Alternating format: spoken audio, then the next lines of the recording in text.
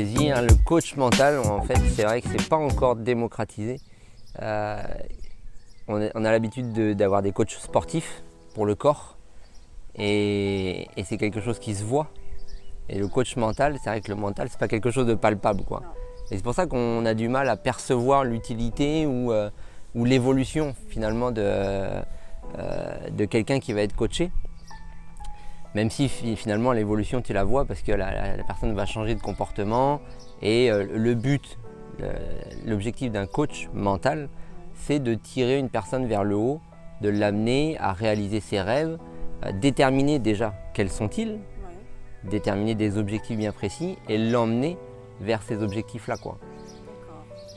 Voilà, se poser les bonnes questions, voir les choses différemment, trouver le sens aussi à donner à sa vie.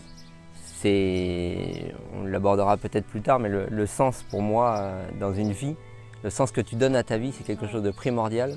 Et malheureusement, je constate quand même qu'il y a beaucoup de personnes qui font des choses dans leur vie qui n'ont pas beaucoup de sens, quoi. Et puis, tu arrives à 50, 60, 70 ans, tu te dis merde, quoi.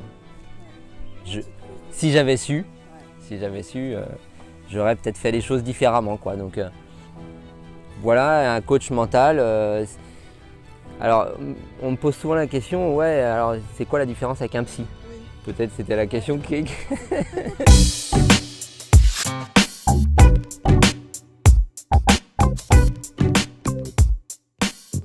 La différence avec un psy, c'est qu'un psy va aller, si tu veux, chercher, gratter dans le passé, comprendre pourquoi la personne, elle en est là aujourd'hui, en fait.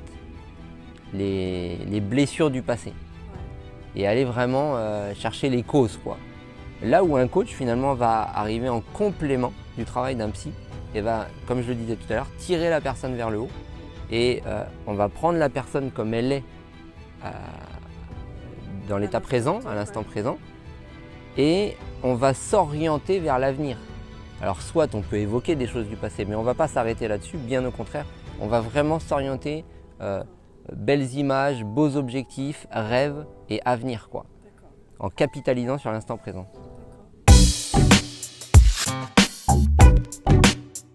Effectivement, moi, c'est une histoire de vie, vraiment.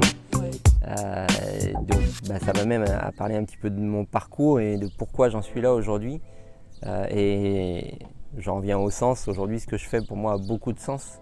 Et en fait, pour raconter mon histoire, c'est qu'en 98, donc on est champion du monde.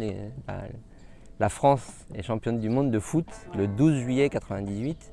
Donc c'était l'euphorie nationale. Mais pour moi, c'est synonyme de drame aussi derrière, puisque 2 jours après, en fait, j'ai un accident de voiture avec des amis. Et je perds mon meilleur ami dans cet accident. Et en fait, à l'époque, j'étais pompier volontaire et j'arrive pas à réanimer cet ami. Et je subis ça comme un échec, clairement, alors que j'aspirais à devenir pompier de Paris. Donc mes rêves s'écroulent, cet ami parti, enfin voilà, c'est un gros choc, grosse épreuve de vie en l'occurrence. Et je me remets en question et je me dis mais lui est parti, donc à moi de réaliser ses rêves, en tout cas mes rêves, quoi. Voilà, il faut aller de l'avant, quoi. Donc 2 ans après, j'intègre les pompiers de Paris.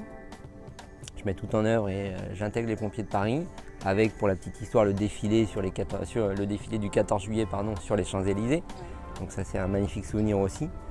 Je passe 17 ans chez les pompiers de Paris et je pars en reconversion avec un projet professionnel tout à fait viable et qui avait été accepté par la brigade.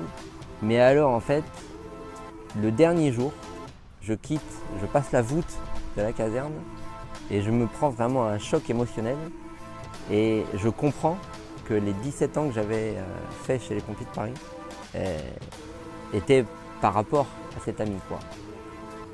Et tout le projet que j'avais construit de tous ces derniers mois en fait en reconversion, tout s'écroulait entre guillemets puisque ça n'avait plus de sens, quoi. Et là je me dis mais quel sens je vais effectivement donner à ma vie aujourd'hui, quoi. Et donc de nouveau remise en question et je m'oriente du coup vers le coaching mental à titre personnel, puisque que j'ai été coaché et je me suis aussi formé au coaching mental. Et du coup, ma spécialisation, c'est d'être orienté vers les personnes qui ont subi une épreuve de vie, de manière à transformer leur épreuve en force. Voilà, voilà où j'en suis aujourd'hui et pourquoi j'en suis là, quoi. Complètement. On a tous besoin d'un accompagnement. Qu'on aille bien, super bien ou pas très bien en fait. Et c'est loin d'être une tare de se faire accompagner, de se faire coacher, quoi. Aux États-Unis, et bien souvent en fait ils sont quand même précurseurs dans beaucoup de domaines, c'est monnaie courante en fait. Le coaching vient des États-Unis, ça se démocratise de plus en plus en France. C'est vrai qu'aujourd'hui c'est pas encore quelque chose qui est fréquent, mais en tout cas on a tous besoin d'un accompagnement, ça c'est une évidence. Parce qu'aujourd'hui en fait tout va très vite et on est soumis à un flux d'informations quotidien illimité en fait, qu'on a du mal à gérer. Et on doit prendre des décisions tout au long de notre vie, mais c'est compliqué tout seul de prendre les bonnes décisions, quoi. Donc c'est là l'idée d'un coach, c'est d'être à côté de la personne, de l'accompagner et de l'amener à se poser les bonnes questions et trouver les bonnes réponses surtout, quoi. Moi ce que ça m'apporte, c'est après j'ai pas fait non plus 17 ans de pompier pour rien. L'aide, c'est quelque chose d'important pour moi, ça me nourrit en fait. D'aider mon prochain, d'aider l'autre, ça me nourrit énormément. Et c'est un peu ce que je déplore aussi dans la société aujourd'hui, c'est que c'est un peu chacun pour soi, quoi. Alors que quand tu vas vers quelqu'un, ne serait-ce que donner une main à une dame ou un monsieur âgé pour traverser une route ou descendre un trottoir ou porter un caddie, enfin, tu vois, une aide quelconque, mais ça te nourrit toi en fait. Soit tu aides quelqu'un, mais toi ça t'apporte énormément de bien-être, quoi. Donc l'aide, moi ça m'apporte ça en fait. C'est de faire du bien autour de toi, ça t'apporte du bien-être en fait. Un équilibre, un alignement en fait. Et moi c'est ça que ça m'apporte, l'aide.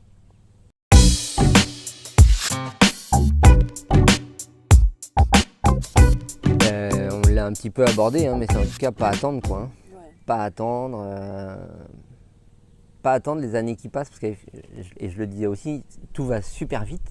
Et on dit toujours, oh, qu'est-ce que ça passe vite. Ça passe vite. Oh, il a grandi. Mais le temps... Non, on est déjà en 2018, on est déjà en 2020. Oh, c'est incroyable. Mais en attendant, les gens, en fait, tu te complais dans ta situation et à aucun moment tu prends une décision pour changer les choses, quoi. Et tu te dis à un moment donné que ça va changer. Mais si tu changes rien, rien va changer. Donc l'idée c'est de dire aux gens, mais vas-y, tu veux voyager, voyage. Et ne trouve pas des excuses en disant j'ai pas le temps, j'ai pas d'argent, je sais pas où aller, j'ai peur. Tout ça c'est des excuses en fait qu'on veut bien se donner. Mais des excuses c'est pour rester dans sa zone de confort, parce qu'on y est bien dans sa zone de confort. Alors que c'est quand on sort de cette zone de confort, ou alors qu'on en repousse les limites, qu'on découvre des choses magnifiques, quoi. Allez discuter avec votre voisin que vous ne connaissez pas, cassez des barrières, dites bonjour, faites un sourire, sortez de la zone de confort. Vous voulez faire du théâtre, faites du théâtre.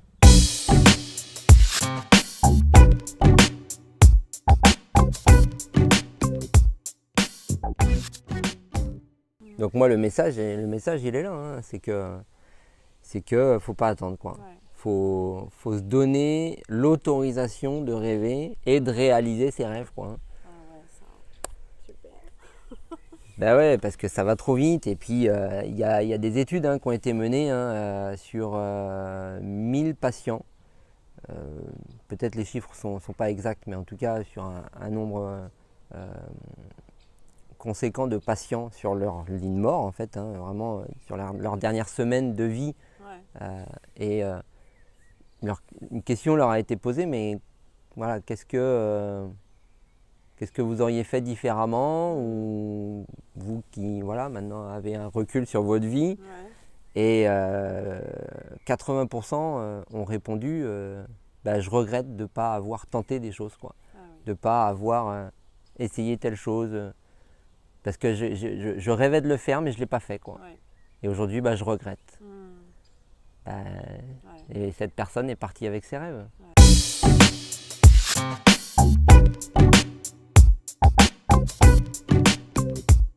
Ben oui, les tenter, parce que si tu les tentes pas, une seule certitude, c'est que ça n'arrivera pas, Ouais, ça c'est c'est sûr. que tu n'en réaliseras pas. Ouais.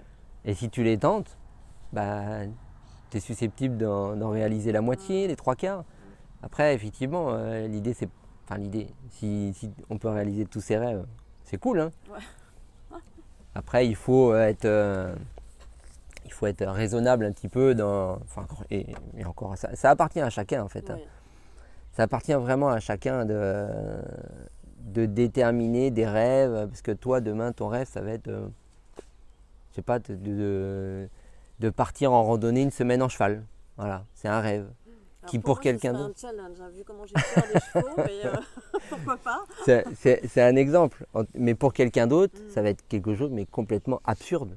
Ça serait non, mais c'est pas concevable. Et pour une autre personne, ça va être de sauter en parachute, d'aller dans l'Antarctique, de faire une semaine de méditation.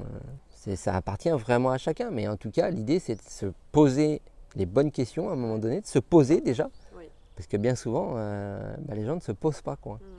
Mm. Donc, se poser, faire pause sur sa vie Ouais. et dire ok, j'en suis où, qui je suis, j'ai traversé ça et vers où je veux aller, Ouais. avec qui aussi. Oui.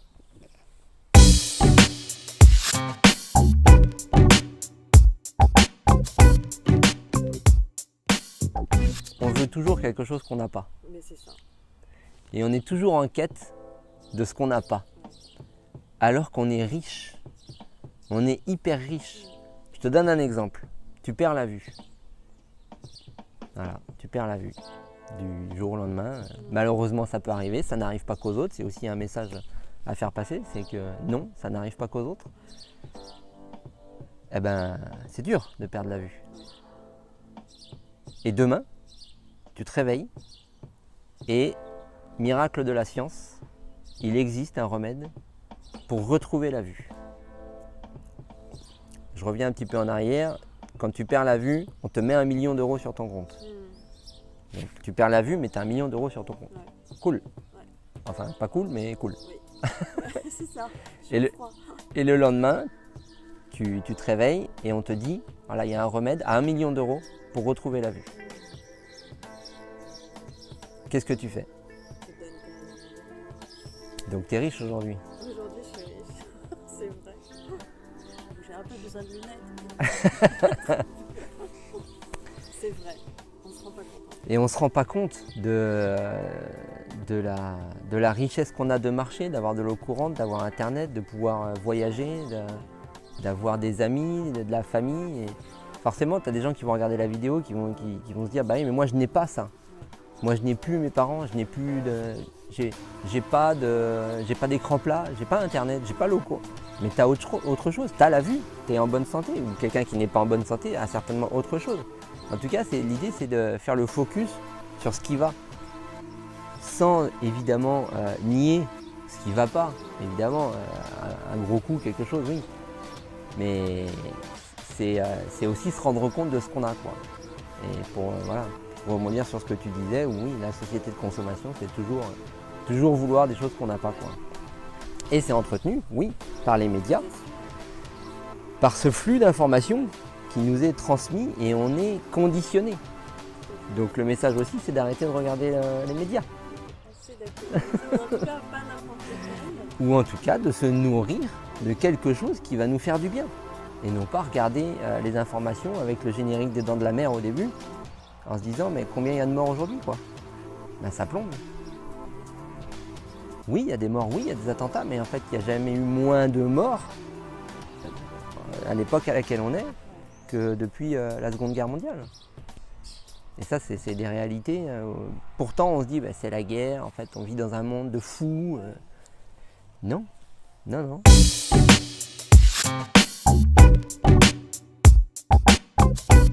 Je vais évoquer mon parcours un peu de pompier. En fait, je voulais aborder un élément, ouais, mon parcours. Où pendant plusieurs années, le rythme des pompiers de Paris, il est quand même très soutenu, très très soutenu. On décale beaucoup, décaler ça veut dire partir en intervention. Et donc j'ai eu un rythme très soutenu pendant des années. Et plusieurs leçons en fait à tirer de ça, c'est que j'ai attendu un peu aussi pour monter en grade, prendre des responsabilités et du coup un peu moins décalé. Parce que quand tu montes en grade, tu as des fonctions un peu plus élevées. Et donc en tant que chef, tu commandes et tu pars moins en intervention. Ou quand tu pars, c'est pour des interventions un peu plus conséquentes. Et en fait, le rythme soutenu m'a amené à faire des erreurs. Et c'est là en fait où j'invite les gens qui vont regarder la vidéo aussi à pas attendre et pas rester dans un poste qui leur convient pas et ne pas attendre l'erreur, quoi. L'erreur qui peut être fatale, qui peut être grave. Et moi ça m'est arrivé, c'est pour ça que j'en parle. Et ça m'a coûté très très cher, quoi. Donc voilà, l'idée c'est même chose. De se dire est-ce que ce que je fais aujourd'hui ça a du sens? Parce que moi j'arrivais à un moment donné où ça n'avait plus de sens, quoi. Parce que ça allait très vite, on était très fatigués, tu fais beaucoup de sport et tu arrives à faire des choses qui n'ont plus de sens. Mais c'est grave, sauf que tant qu'il n'y a personne à te taper sur l'épaule pour te dire attention, là c'est peut-être pas, tu prends pas le bon chemin ou les décisions que tu prends, elles sont pas forcément judicieuses.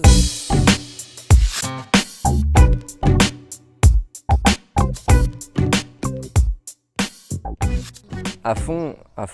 Et là, c'est quelque chose de très personnel, mais effectivement, et je m'en suis rendu compte quasiment 20 ans après l'accident avec mon pote, quoi. Hein. Où en fait c'était une course incessante à sauver des vies, des gens, pour rattraper ce départ, cet ami qui était parti trop tôt, quoi. Mais j'aurais pu sauver 1000 personnes, 10 000 personnes, que ça n'aurait rien changé si tu veux. Jusqu'au jour où finalement ça s'est retourné contre moi et est arrivé une faute grave, quoi. Et il y a des signes, en fait, il y a des signaux dans la vie qui te disent attention. Et j'ai pas forcément écouté comme beaucoup. Hein. On n'écoute pas forcément, on observe, on se dit ça grince là, ça fait mal. Mais je continue un peu. Mais non, faut pas continuer. Faut vraiment prendre le temps d'analyser les choses, évoquer ce moment, cette sensation avec une personne, un coach si possible, ou en tout cas une personne bienveillante, à l'écoute, qui va pouvoir analyser, avoir du recul et de se dire effectivement, peut-être fais les choses différemment, quoi. Et ta question elle est très pertinente puisqu'effectivement moi me concernant, c'était ça, c'était une fuite. En tout cas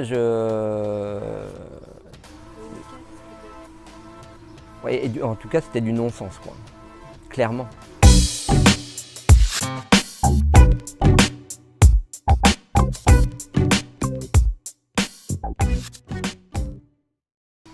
Il a fallu 2-3 quand même, 2-3 coups du sort, quoi. Un saut en parachute aussi qui a failli mal tourner. Enfin, qui a mal tourné, je me suis bien rattrapé, mais voilà. Toujours en fait un peu sur la corde raide, tu vois. Et il est temps d'arrêter, quoi, à un moment donné, parce que ça n'a plus de sens et c'est pas écologique ni pour toi, ni pour ton entourage, en fait. Donc, et le danger, en fait, c'est aussi de l'image que tu renvoies aux autres. Et cette image de pompier de Paris où tu es un peu adulé, quoi. Hein. Adulé, je m'entends, mais en tout cas, pompier de Paris. Et du coup, ça t'entretient, ça nourrit ton ego, tu vois. Pompier de Paris. Et du coup, tu persévères là-dedans, quoi. Et tu vas toujours plus loin, plus de sport, plus d'intervention, moins de sommeil, plus de sport extrême, toujours plus, quoi, plus d'adrénaline. L'intervention risquée. Et c'est toujours plus, quoi. Et on en revient à toujours ce qu'on disait tout à l'heure, la quête de ce qu'on n'a pas, quoi. Et bah, quand tu es pompier, quand tu es dans des métiers un peu à risque, ou en tout cas quand tu côtoies tes limites et que tu vas au-delà de tes limites, bah, tu veux toujours aller plus loin finalement. Ouais, tu les repousses, Et t'en as jamais assez. à un moment, T'en as jamais assez. Donc bon, à un moment donné, faut lever le pied, quoi. Parce que sinon, ouais, il arrive, moi il m'est arrivé des choses et bah,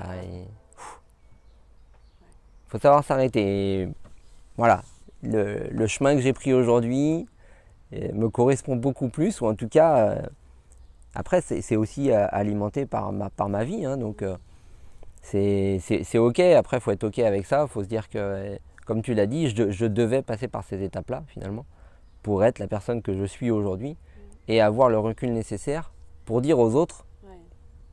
Donc là, t'as envie des souffrances qui sont ouais, que c'est pas utile de souffrir pour aller mieux derrière. Et tu vois, c'est marrant parce que j'ai fait un stage de méditation qui s'appelle la technique Vipassana. Et c'est un stage de 10 jours dans le silence que j'ai fait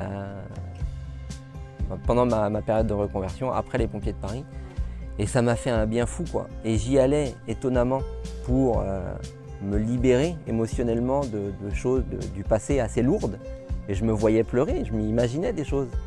Et je m'imaginais souffrir pour aller mieux derrière. Et bien, il ne s'est rien passé de tout ça. J'ai pas du tout souffert. Et pourtant, il y a eu un avant et un après, quoi. Et c'est marrant parce que tu te mets dans ta tête des idées préconçues en te disant, bah voilà, il faut que je pleure, il faut que je crie, il faut que je hurle pour aller mieux après. Peut-être, hein, pour certains, ça peut être effectivement une solution. Mais en l'occurrence, moi, ça ne l'était pas, quoi.